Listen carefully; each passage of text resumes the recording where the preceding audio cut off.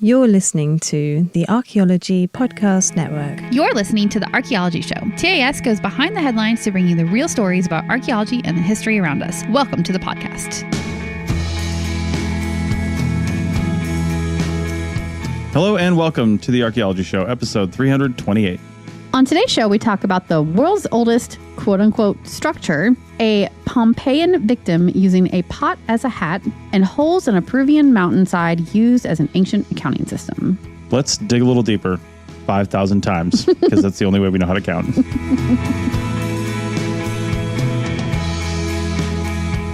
Hello, welcome to the show.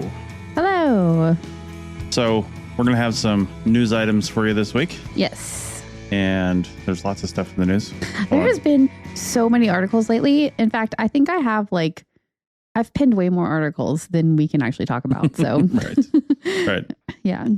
All right. Well, I actually thought we kind of had a little bit of a theme going, but when I started looking at articles, it wasn't theming out. And and you picked a different third article. So I did. Yeah. So no theme this week, but this first article does tie into a little bit about what we were talking about last week, in the fact that, you know, humans and other species they interact with are really old. Yes. So, and the fact that those older species, you know, they weren't stupid. They were doing stuff. They were figuring things out. And that's what we're going to talk about. Yep. Totally true.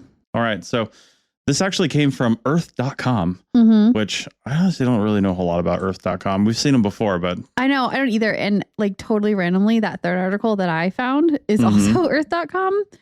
So that piqued my interest, and I didn't really research the publication itself very much, but I was like, where are they getting these articles from? Like, what is going on? And they're really well written. So first off, like really nicely written articles.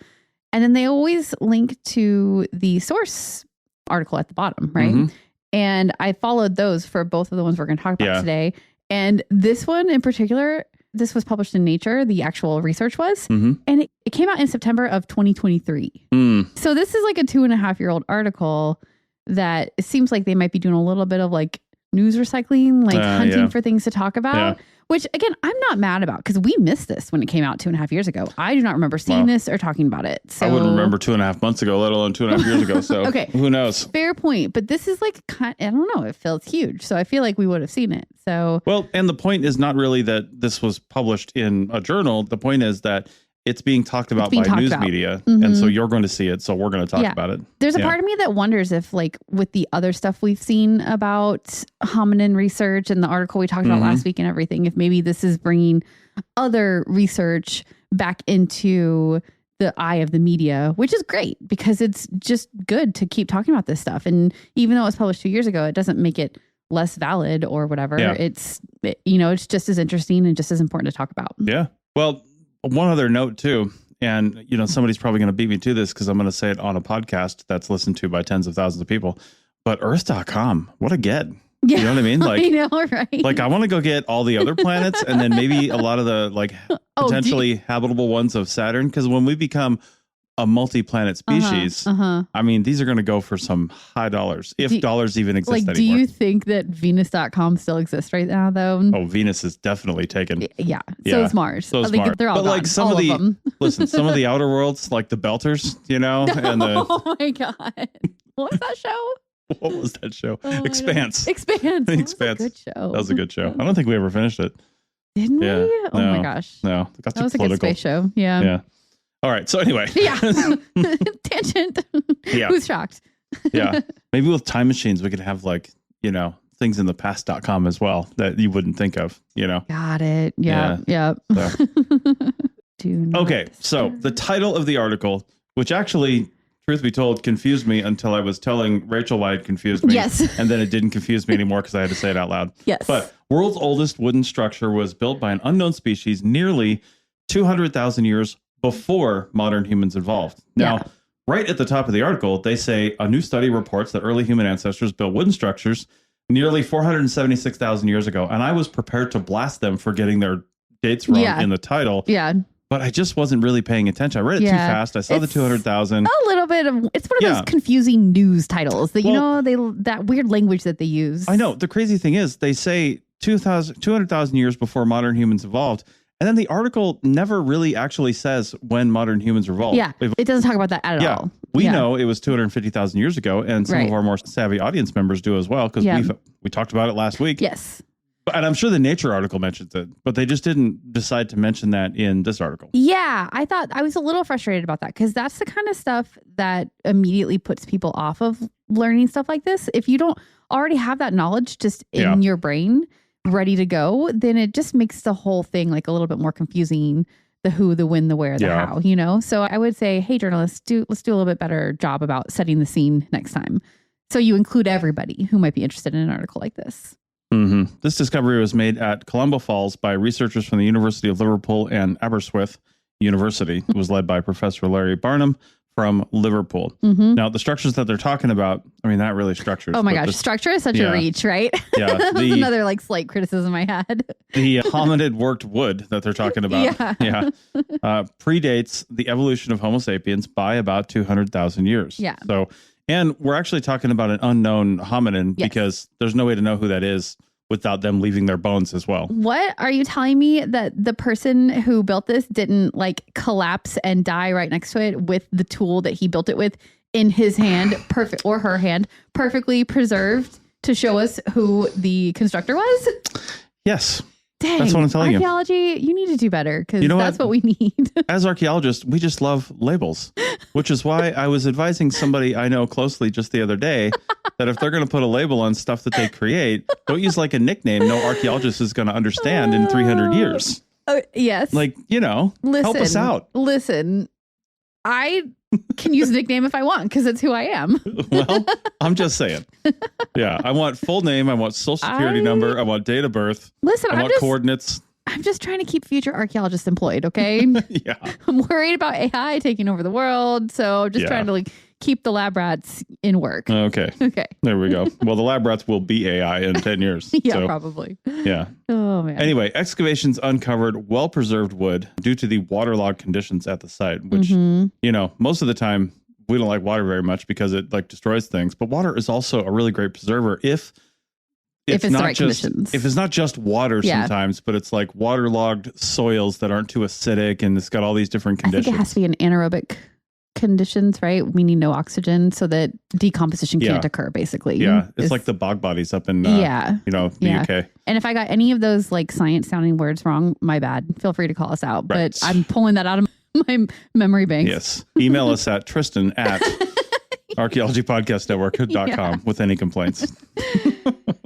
So the artifacts that they found, the wood artifacts, included a wedge, a digging stick, and here comes the structure, a cut log, and a notched branch. Well, that must be a building. It's definitely a building. Yep. But in their defense, when you see the notch, and we definitely recommend going to the article that we've linked and looking at the pictures, you do distinctly see that notch, and like use your brain to kind of envision Lincoln logs, you know, and the way they would have sort of stacked together, where you cut a notch into wood into one and then put it on top of the one below it to create a corner or a wall or whatever you're doing with it. So that's what they think they were doing. I mean, listen, chimpanzees today can use tools. Yeah. Crows can use tools. Right. Right. They'll pick up a stick and wedge out something. Right. Yep. Like chimpanzees will use a tool to bash something. They've almost been seen almost like whittling or carving a little bit, not really like with a knife, but you know, that sort of action. Yep. You give somebody just a little bit bigger brain, which the hominins had. I mean, it was a lot bigger than a chimpanzee, but functionally, you know, and the minute they start figuring out, hey, we can kind of shape this stuff ourselves because we have stone tools. We've had them for millions of years at this point, but we can carve stuff out. And the minute you start doing that, you start realizing, well, I can probably build some kind of a shelter, or I can, you know, whatever the case may be, I can start doing stuff like that. And none of that, in most cases, is going to be saved or preserved in the archaeological record. Yeah. I mean, that stuff just decomposes in almost every environment. So, you know, it's great that these finds are indicating that there's more advanced woodworking than we previously thought by these early humans in this time period. But it's a no duh for me a little bit, because like, why, if they had these larger brains and they were capable of thinking more critically, they did make stone tools back then. Why wouldn't they have thought to figure out how to put wood together and do things with it other than maybe whatever a simple thing is that an ape can do, you know? Yeah, most of our knowledge of early humans comes from stone tools and the bones that they left behind and the animals that they may have hunted with those stone tools if they're found in association. If they're fossilized, right? Because then we have them in the record. But there is so much about what they were possibly wearing and what they were possibly, other things they were doing to their environment, like the woodworking and things like that. We literally know nothing about any of that for millions of years of pre-human evolution. And it's just unfortunate. And we're trying to paint this huge picture of how people lived on this landscape. And we're kind of just grasping at straws here. It's that missing majority concept that we've talked about before. All of these organic artifacts, they decompose away and then you don't have them to add to the picture. And you do want to kind of assume that they were there in some way, shape, or form, but you can't go too far in your assumptions because then that goes into the land of wonder, where you're just making things up and you can't be fantastical about it either. So, yeah. Right.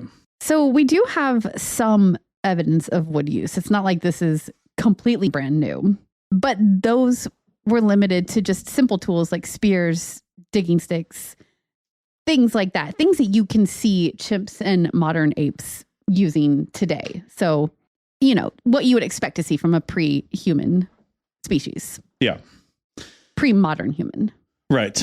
Researchers proposed that the builders, given their location and time frame, could have been Homo heidelbergensis, which we've talked about before. They were sort of a precursor to Neanderthals.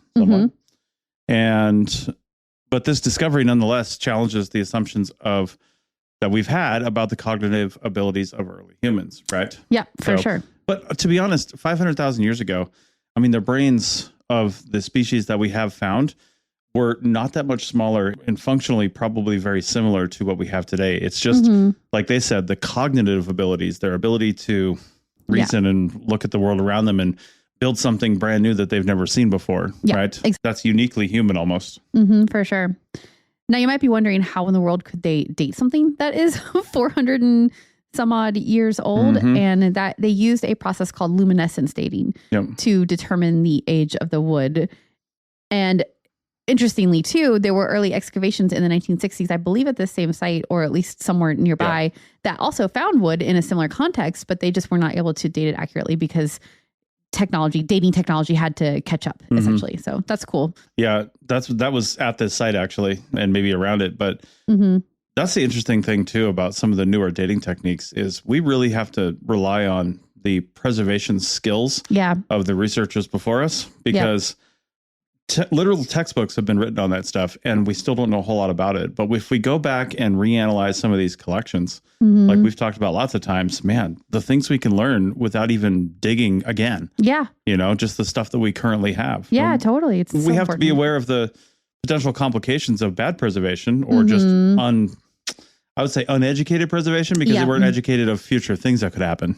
Contamination is real. So you really have to be sure that you have protected against that. And you have to just trust that the past scientists did do that. So, yeah. But if you get way out of sync results, you also kind of need to rethink that. I think in this case, they were able to date a bunch of pieces. So they feel pretty confident about their dating in this case. Some of the cognitive abilities that this implies, just by literally having a notch that another piece of wood could fit into, it really does speak a lot to the things that they could do, like the ability to plan a project, because you're be like, okay, well, I know what this thing is I want it to look like. I'm going to put this little notch right here, and then selecting the appropriate materials, because certain woods would have been either easier to work with or just better for what they were doing. And you would quickly figure that out. Oh yeah. So quickly. Yeah. That would be kind of a no-brainer. Yeah. It's kind of funny. I saw this when I was looking at archaeology articles. There was one that filtered in on the Apple News filter that was somebody looking at all the archaeology or caveman related Far Side comics over the last 30 years. There was 10 of them. Yeah. And one of them was this group of people standing around with full-sized animals over their shoulders, and this guy standing in front with a stone tool, a stone knife in his hand, going, with this stone knife, we can just wear the skins of the animals we kill. They literally had full-size animals over their shoulders. Just draping a bear over their shoulders. Cool. But you got to think about stuff like that. How did these people cover themselves as they started losing fur, being naked on the landscape? How did they cover themselves before they realized how to skin animals? Oh my gosh. The evolution of clothing and textiles is fascinating to me, because it's not just fashion. It's survival too, right? I love that. It's almost kind of funny, the mindset too. It's like you see, you're getting cold. You're like, okay, well, great, I evolved, but what that did is I lost all my hair, right? So my family has hair. I have no hair. Didn't happen that quick. But the funny thing is, how does this person reason with the world around them, right? And they're like, well, the animals are warm. If I just wear their skin, will I be warm? Right. Turns out I will be. Yeah. I love it. So anyway. All right. So other things that they learned was how to fit these pieces together, planning and construction, and just all those sorts of deals that, you don't really think about. I would almost argue that the ability to find the material and create stone tools was also it was evidence of this cognitive ability. But, it's just another facet of it, which means that their brains were more complicated than we thought. And, this discovery challenges the idea of simple progression from primitive to advanced, right? Like they were doing multiple things at once. And so that's much more complicated. It does make me think, though, like we put stone tools on such a high pedestal because they're the only things we have evidence of going back certain distances like this. But the reality is, I could probably go and create a shelter right now in the forest behind us, but I'd be hard pressed to make myself a stone tool. It's hard. It's really hard. So I would almost argue that if we have evidence of a hominin or a society or something making stone tools, we can almost guarantee they were doing other stuff. They were doing other things too. Yeah. Other stuff is easier. Yeah. What I also liked about this article is that it took a whole section to question the usefulness of the term Stone Age. Yeah. Because it does truly overlook really the tool age. Yeah, exactly. The building age or something. Because maybe not building, because what they were doing was pretty rudimentary. Right. But it is important to use the right word so that you are conveying the appropriate context. And Stone Age might not be the appropriate word anymore. I don't really know what to replace it with. I'm not making any suggestions. But just because it's what we find doesn't mean it was the predominant material that they were using. Yeah. Overall, they probably used quite a few things that we just simply don't have evidence of anymore, like we said. Yeah. All this stuff that decays, or they built things that we also don't have evidence of anymore. Yeah. Yeah.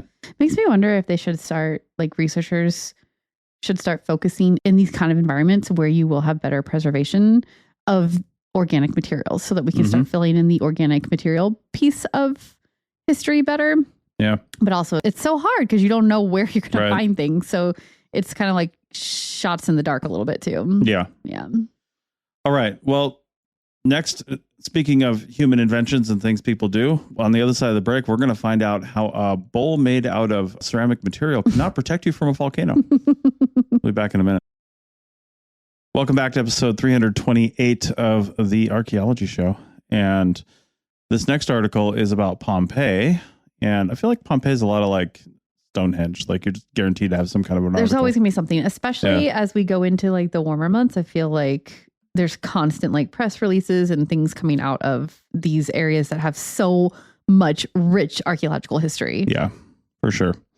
All right. So this one, and it's a little bit different than I expected it was going to be. But anyway, it's called This Man Fled Pompeii as Mount Vesuvius Erupted. Archaeologists found him 2,000 years later, holding a bowl to protect his head and a lamp to light his way.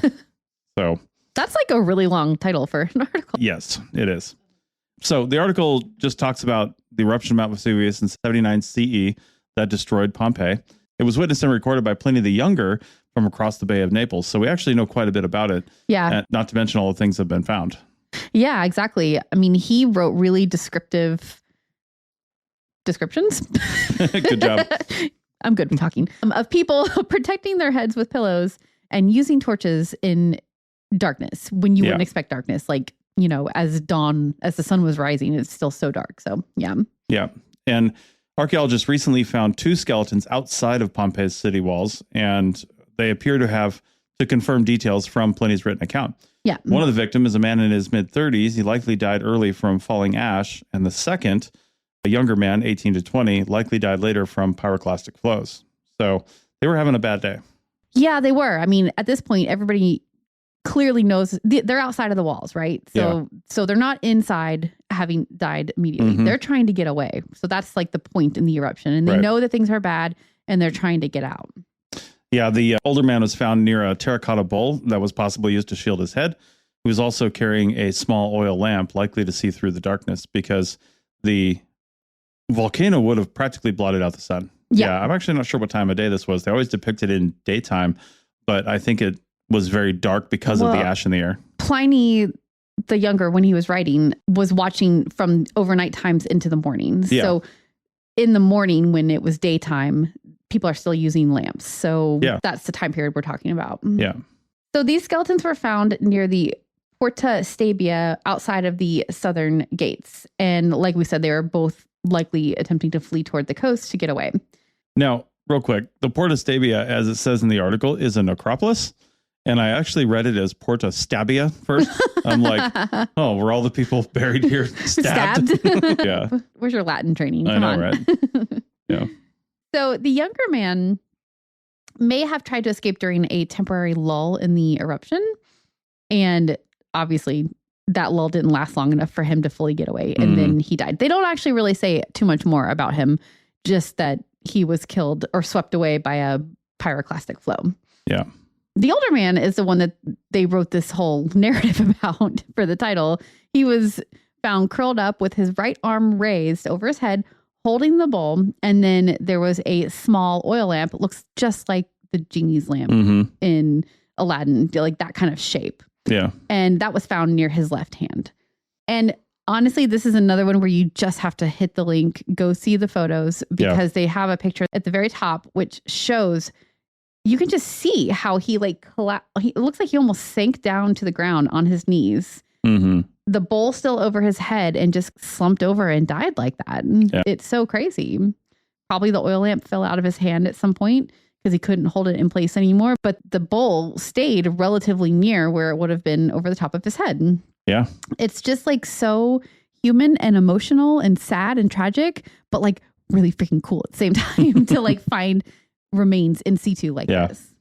Yeah, he was also carrying 10 bronze coins and wore an iron ring on his toe.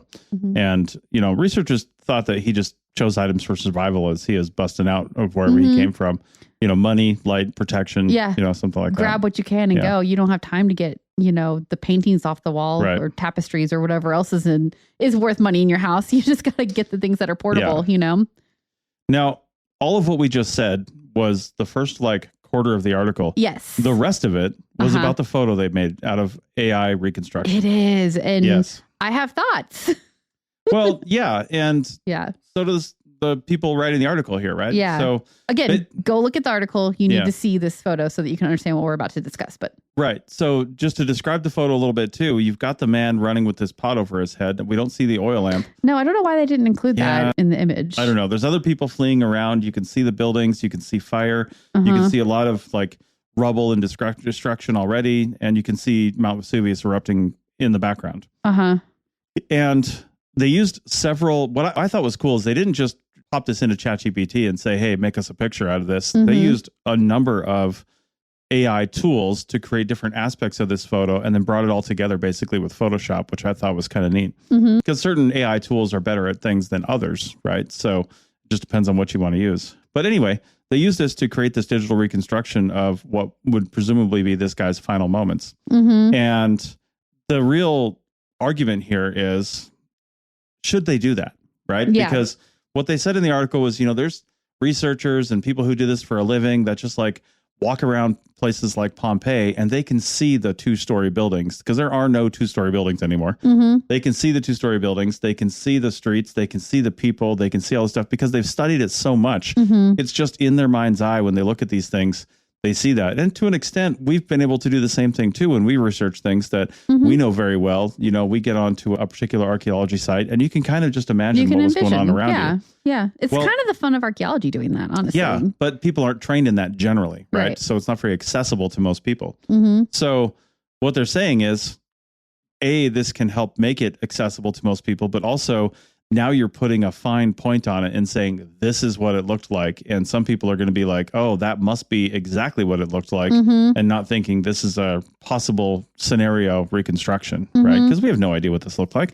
We can guess, we can make an educated guess, but there's some people that are being very pedantic about it and saying, oh, Well, what if it didn't look exactly like this? What kind of message are we sending? I agree to a point. I think it's really nice to create something that visually is interesting so that people, again, bring people in so that they can visualize if that's not their strong suit. If doing that visualization isn't something they can just do on their own. But I'm also like, this looks like an AI image. You know, it has that overly polished, too perfect look to it. And it somehow for me that like takes away from what would have been the actual experience of the people going through this. Now, I don't know how to do it better because AI is what it is. Yeah. But for me, I think that's what I don't like about it is that it just seems like a too perfect version of what happened, if that makes sense. Yeah. So, and like, also, there are a lot of people out there who do actual reconstructions from actual skulls and bodies. And I am wondering, like, if this is going to replace that really amazing work that they do, where you do get a facial reconstruction of the skull of somebody that takes so much effort and skill to create. Yeah.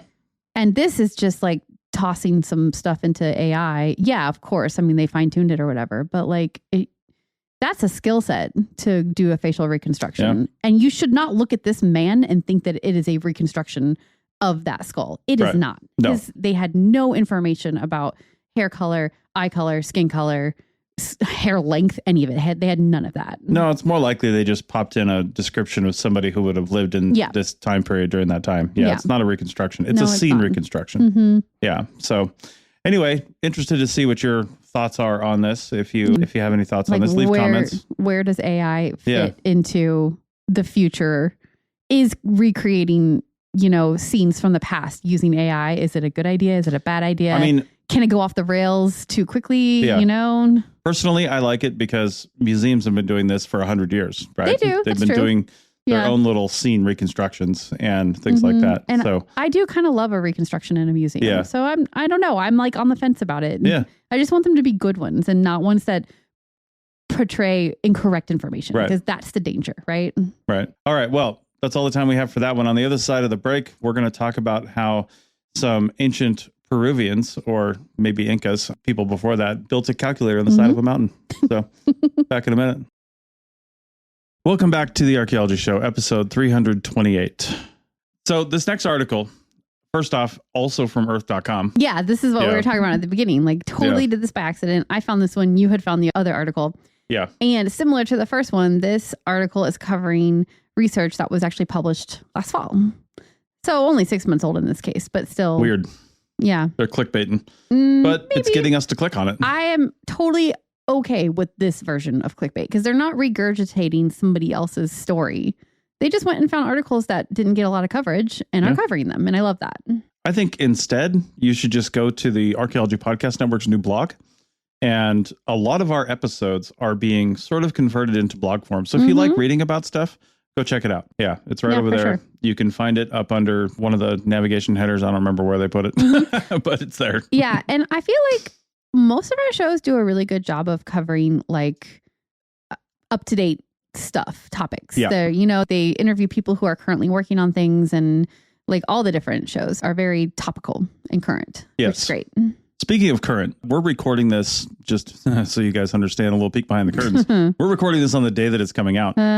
Which is May the 4th be with you. Oh yeah, May the 4th be with you. I always forget about that.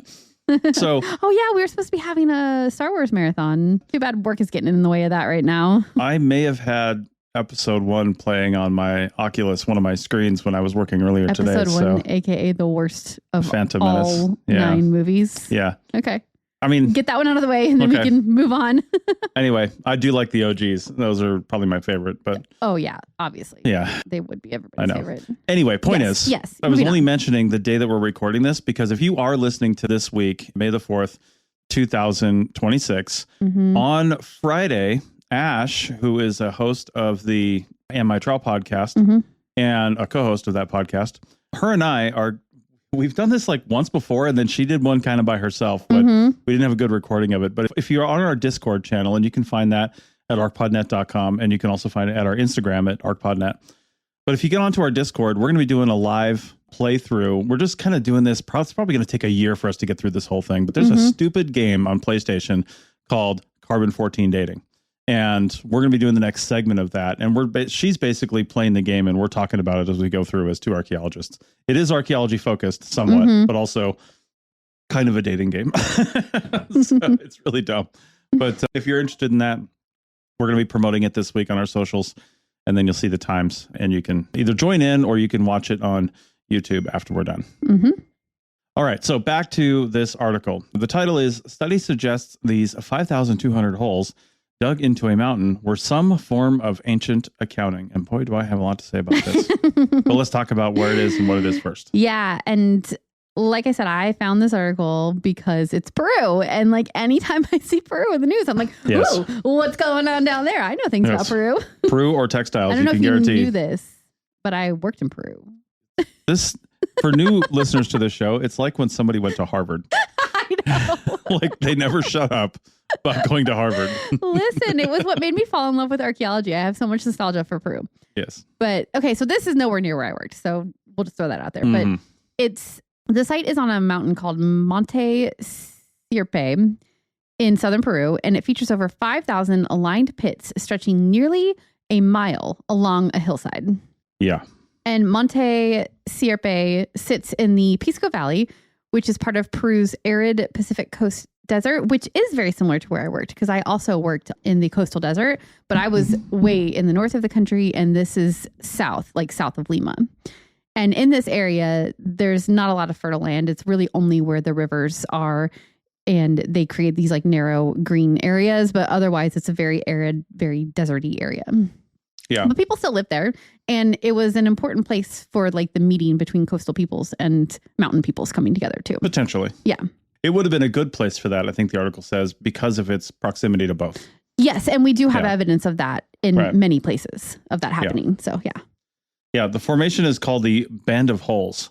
That's what they've called it because it's a band of holes. It is a band of holes. Yeah, they're all it looks together. Like a band. Like it almost reminds me of like, think of like a rhinestone piece of jewelry with the rhinestones out of it and the way like the little holes for all they interlock together. It like looks like that across the hill. It's just crazy looking. I've never heard of this either. Had you heard of this? I have not heard of this. I love finding articles where that are covering sites that we've never heard of. So that's another cool thing too. So this most current study that this is based on proposes that the site functioned first as an open air market, then later as an accounting system under Inca rule. Okay. They used drone mapping and microbotanical analysis to study these pits. And evidence suggests that the pits initially supported the trade and exchange among local groups. And the reason they're getting that information is because each one of the pits, there's a dominating, material or plant or whatever that was put inside of it. So thinking that was intentional and they didn't grow here naturally, they weren't like blown in by the wind, that would be a random distribution. But it seemed pretty obvious that things were put into these pits on purpose by people. Yeah.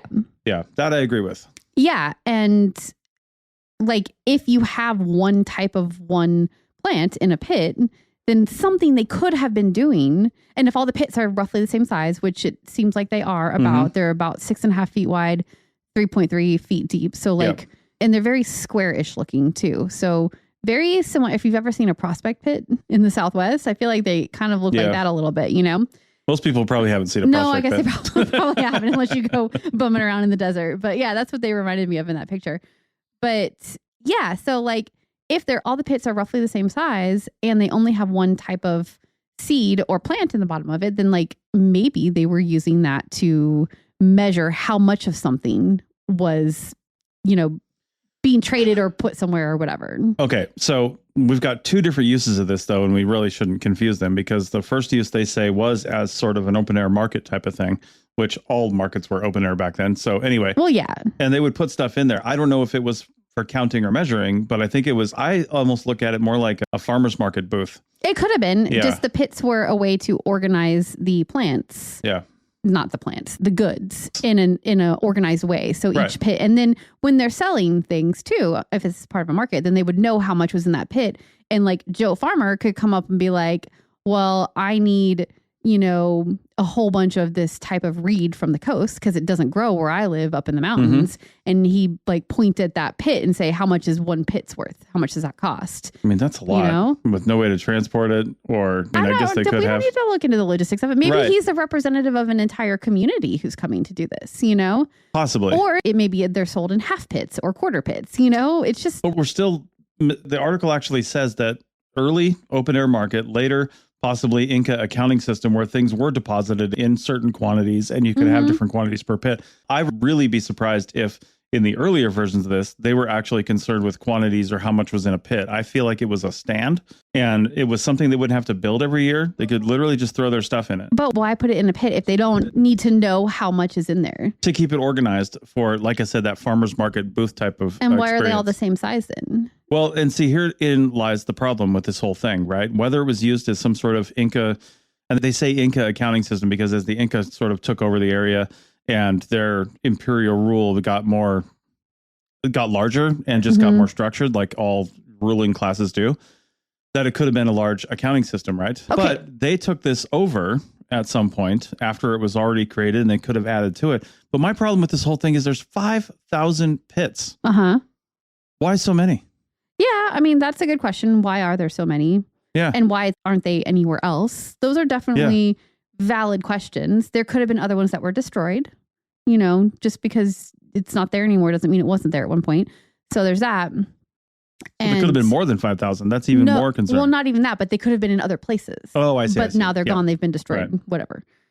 And so the site runs about 0.9 miles along this ridge, and the pits are arranged in group sections that are separated by walkways, which you can see in the images in the article. It's another cool one to go take a look at. But yes, 5,000 pits sounds like a lot, but if you have a bunch of different people coming, let's just set the Inca thing aside for a minute. We'll come back to that. But and we do know these predate the Inca because they are the earliest dates, I think, are in like the 1300s. So before the Inca were in this area. So let's just say that these are a bunch of different communities from coastal areas, from the mountains. They all come together and they have this market once a year, twice a year, whatever it is. And each of those communities maybe has its own, I'm making all this up. This is just like hypothesis on how it could have been used. But maybe each community had their own little pit area, and then people would be able to walk between the different ones. And maybe each pit represented a different grain, or a cluster of 4 was a grain, and then another one was whatever, Exactly what I was saying in the farmer's market scenario. Yeah, totally. I get it. But the thing that those pits also did is let you know exactly how much you had and how much you had sold, right? Or they were just bins. They could have been. It would be difficult to measure quantity in a giant pit. No, but it gives you an idea. Like if you're like, okay, in order to buy whatever I need to buy from these other communities, we need to sell this much grain, and that much grain takes up 4 of these pits. So once we've done that, we know we'll have made enough money that we can go buy whatever else it is that we need from these other communities. Something like that, Maybe. Just a hypothesis. Yeah. And it might not have been used. So the Incas might have used them more specifically, but that's how I'm kind of envisioning this earlier open air market, also telling you quantities kind of a situation. We're also making somewhat of an assumption that it was used all at once. But obviously this was built through time. This was an incredibly labor intensive effort here, right? Because where's the soil that was in these pits, right? Is it built up around them? Was it carried away? Well, they did make these walkways, so maybe it would help to construct that part of it. But the walkways are much smaller than the soil represented in the holes, right? Yeah, so, true. Yeah. Where's all the soil? And maybe that's around there and it's just not being discussed in the article, and it's obvious if you're out there, right? But either way, and it's on the top of a ridge, so if they were made in piles around it, it would have blown away long ago. But I guess the thing for me is, why did they keep building this? Right? Because somebody had to dig the first hole. And then did they have an eye towards design, or did somebody else come in and dig a second hole? Or were they like, we need to build a grid of 9 by 8 holes, with this many, and this is what we're going to do, and this is what we're going to do for this purpose? Or was it more of an Easter Island type of thing? And it was like competition, because there's definite sections between here, right?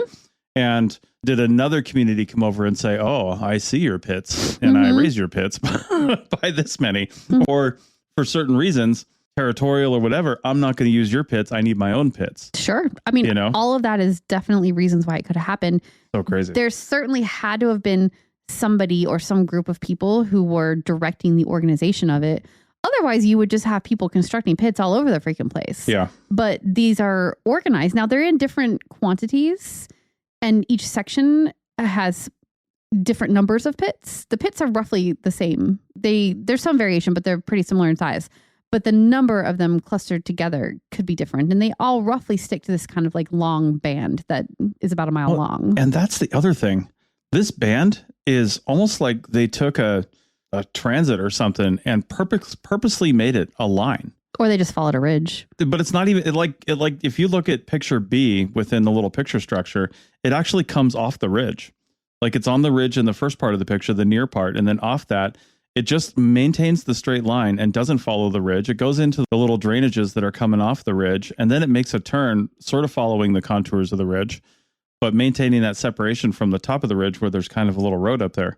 And I'm just like, this is nuts. This is insanity. Like, why build this way? That little road probably wasn't up there. It could have been a path or something like that. But it's just like, why this orientation? Why? Yeah. If you were going to have some kind of a market, you'd think you'd want a big square or a circle or something where everything's near each other. I mean, it would be much more efficient. Yeah. So, who's gonna go to pit number one and walk be like a mile away? Be like, I want this half a ton of reeds over here, but I'm going to go to pit 5,000 also because they have some really great stuff too. Nobody's going to do that. I know it doesn't make sense when you look at it from that perspective. It's so hard to know why. Maybe they got decommissioned after a while. Maybe for some reason they weren't usable, and then they would construct new ones the next season. And why they kept doing it in a line rather than repurposing the old ones, who knows? There could have been some kind of ritual involved. We don't know. All we can do is speculate. But one thing we do know is that the researchers have analyzed the pollen and plant remains that are found in the bottoms of these pits. Mm-hmm. And the plant remains found are maize. And then there's also materials linked to baskets, which are like the reeds and the rushes and various things like that. And like we said earlier, that indicates the goods were deliberately placed there, not naturally accumulated. They're not mixed together. There's one in one pit, one in another pit. So there was organization. They were putting these things in these pits for a specific reason, even if you don't want to believe it's to account for quantity, which to me seems like a nice, neat explanation.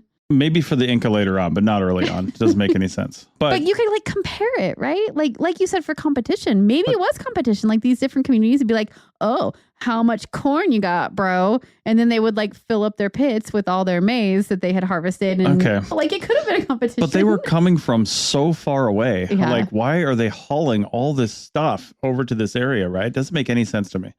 I think, well, okay, let's get on to that a little bit. First off, the science indicates that they were directly placed in the pits, right? We know that. We've talked about it. They found most of this through drone imagery, which revealed some numerical patterns in the pit arrangements. Okay, so we'll get to that in a minute. Interesting. But I do think, I mean, I hate to say it, but I have a feeling the only reason it seems like somebody would build something so monumental and keep going seems to be some sort of ritual significance. And like, it very well could have been. Like maybe every year, for whatever reason, they came back to this site. It could have been a small number of people, but a community, since you don't find this all over the place, kind of states to me that it's not a widely accepted practice, or this got so big that you couldn't build something like this somewhere else. It's like the Great Wall of China. There's only one of those because, let's be honest. Yeah. But also the Great Wall of China also like joined up a bunch of walls, right? Yeah. It wasn't like built from start to finish, beginning to end. Yeah. But anyway, it seems to me like somebody did something and then somebody came back later on and did something right next to that, not wanting to use the original ones for some purpose. Could be sacred, could be whatever. And then continuing on. You see that with rock art all the time, not wanting to, you either deface rock art intentionally to take away the power of the people who created it, or you build somewhere else, you draw somewhere else in honor of that. Right. Yeah. So, I don't know. I feel like this is really difficult because it's a huge area, and the question that the archaeology is not answering is when it was used. Was it all used together in one giant band of pits? Was it partially here, 1 year, and then the next year was the next section?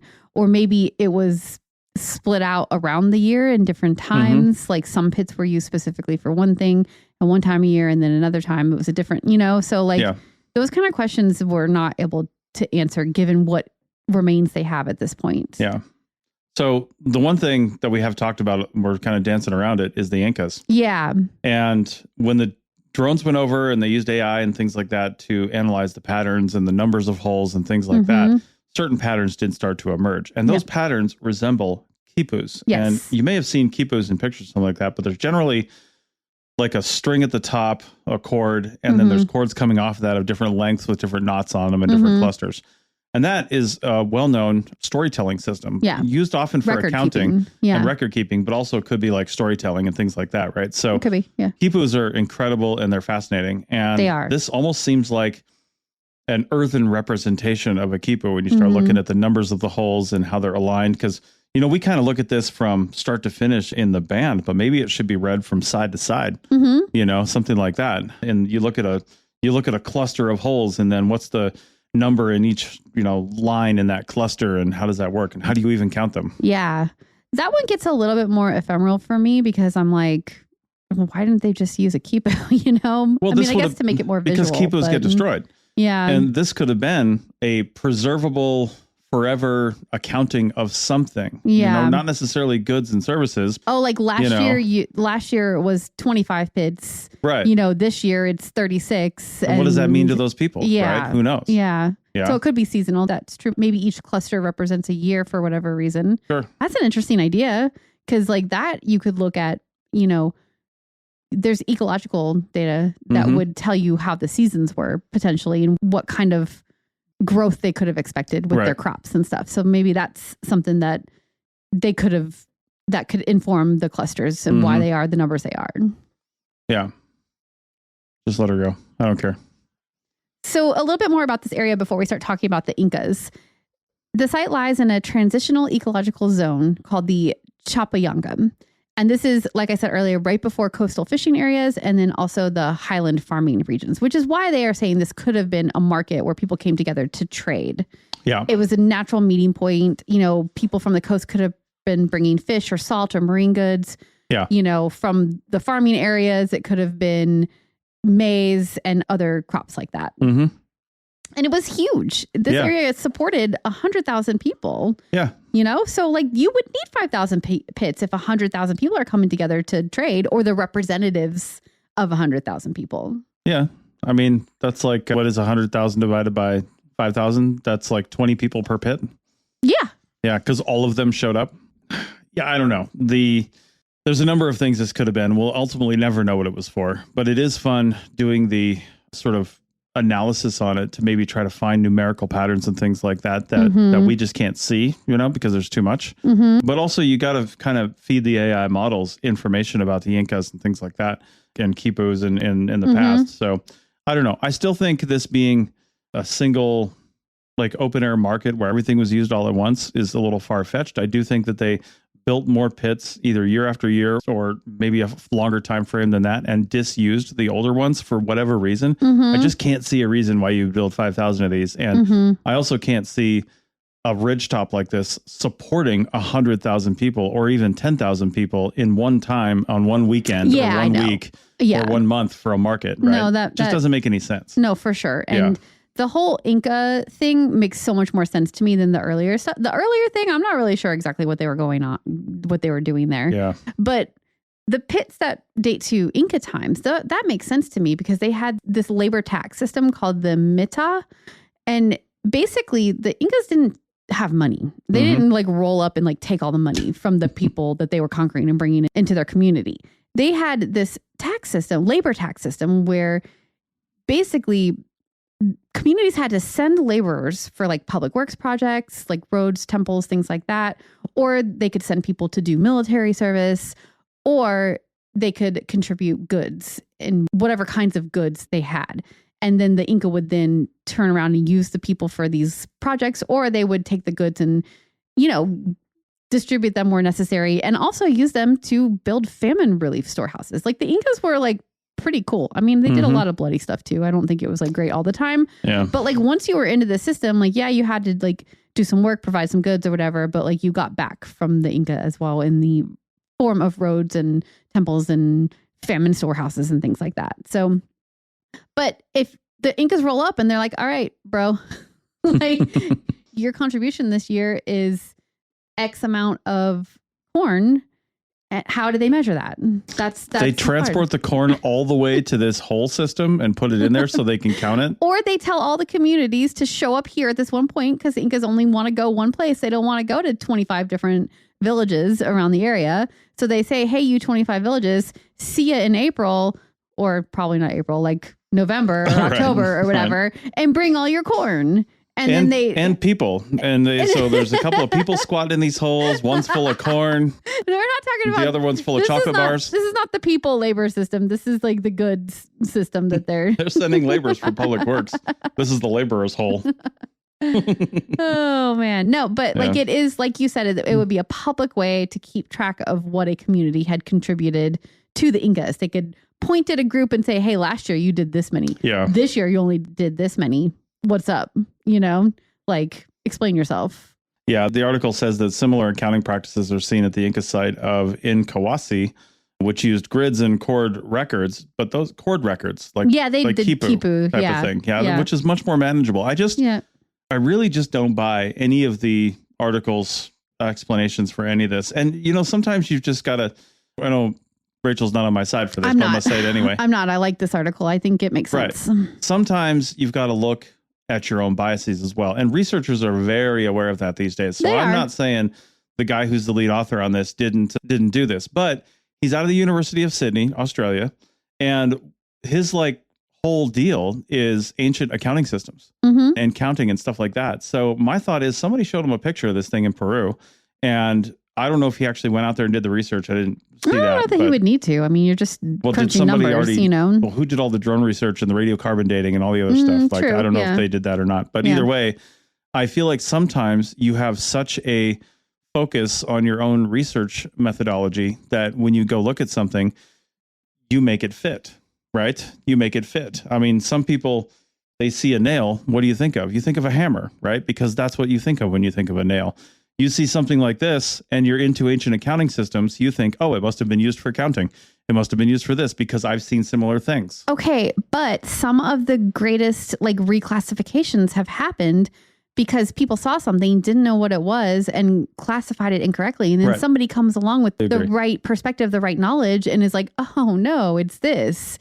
So and that kind of research is really important because, it's changing the way we classify a lot of things. I keep thinking of Homo sapiens and early hominins and how those get reclassified all the time with new research. And so this is kind of a similar concept where he just had a different perspective. And this researcher's ideas fit what's going on here way better than any of the other ideas that have been proposed, like defense, like mining, fog capture. What does that even mean? I guess do water maybe somehow. We're going to create a fog capture system on our property. I do want to capture fog and hold it. I don't know. Maybe, I guess maybe. Mining, no. There's no way that they would. Yeah.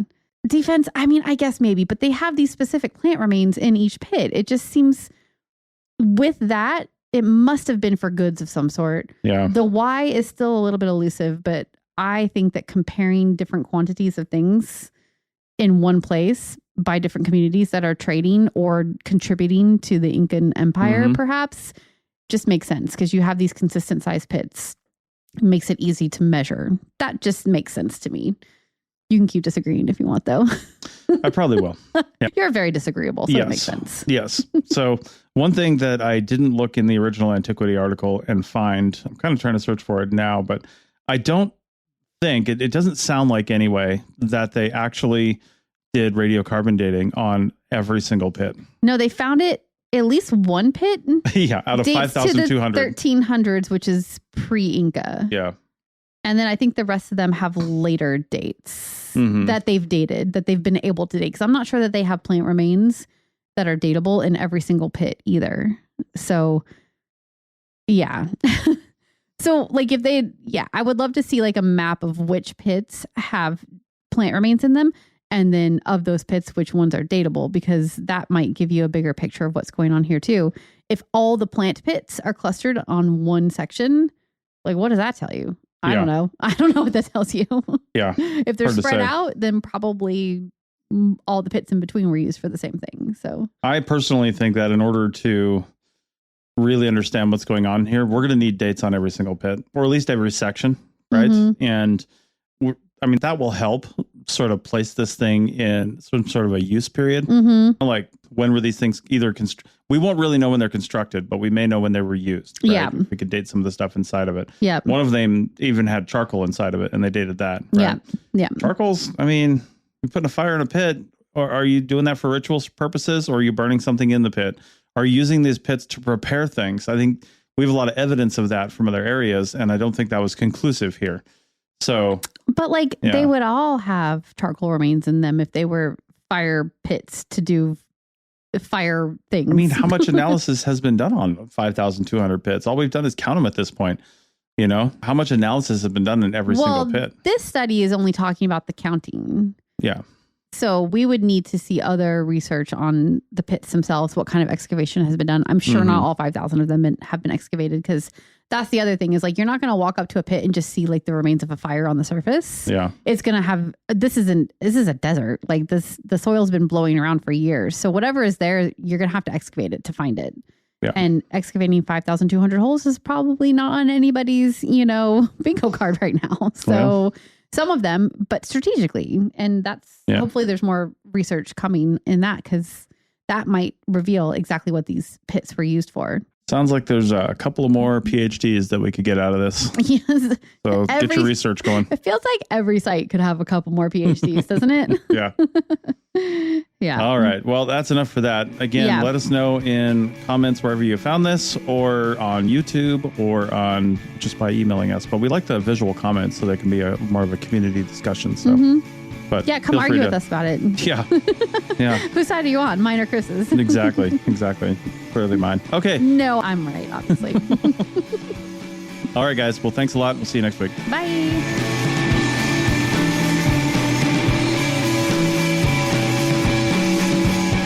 Thanks for listening to The Archaeology Show. Feel free to comment and view the show notes on the website at www.arcpodnet.com.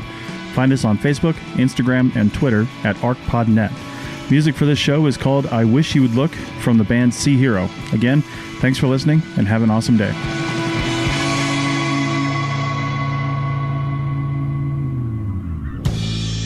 Thanks for listening to this podcast. The Archaeology Podcast Network's chief editor is Rachel Roden. Our executive producer is Ashley Airy. Our social media and newsletter coordinator is Matilda Siebrecht. The APN was founded by Chris Webster and Tristan Boyle on December 1st, 2014. We're supported by our amazing podcast hosts, many volunteers, and listeners like you. Check out membership at www.arcpodnet.com/members. This has been a presentation of the Archaeology Podcast Network. Visit us on the web for show notes and other podcasts at www.arcpodnet.com. Contact us at chris@archaeologypodcastnetwork.com.